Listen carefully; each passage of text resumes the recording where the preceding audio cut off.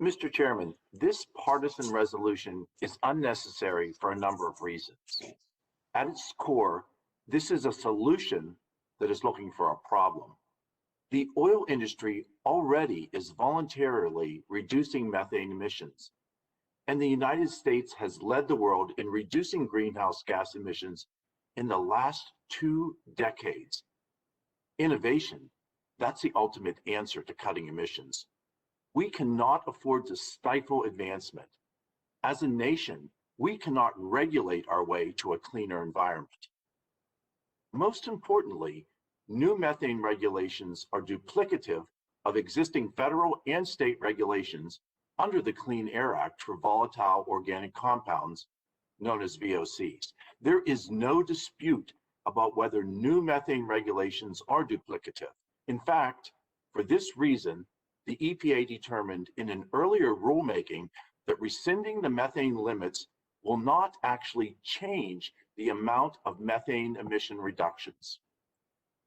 This solution is not about methane emissions. This solution is not about climate change. The truth is, we already regulate methane.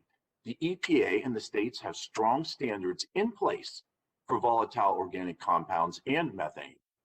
The existing standards and the pollution control equipment installed at oil and gas facilities help to manage both methane and volatile organic compounds because they are both produced from the same sources and have similar chemistry and similar behavior.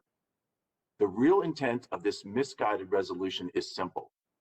The oil and gas sector is just the tip of the iceberg. Its true purpose is to give EPA authority to Section 111 of the Clean Air Act and to regulate every other sector of our economy. That is not the way forward.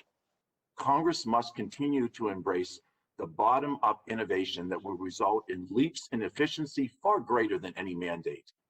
Instead of expensive overregulation, it will take money out of working Americans' pockets. As a nation, we can do better.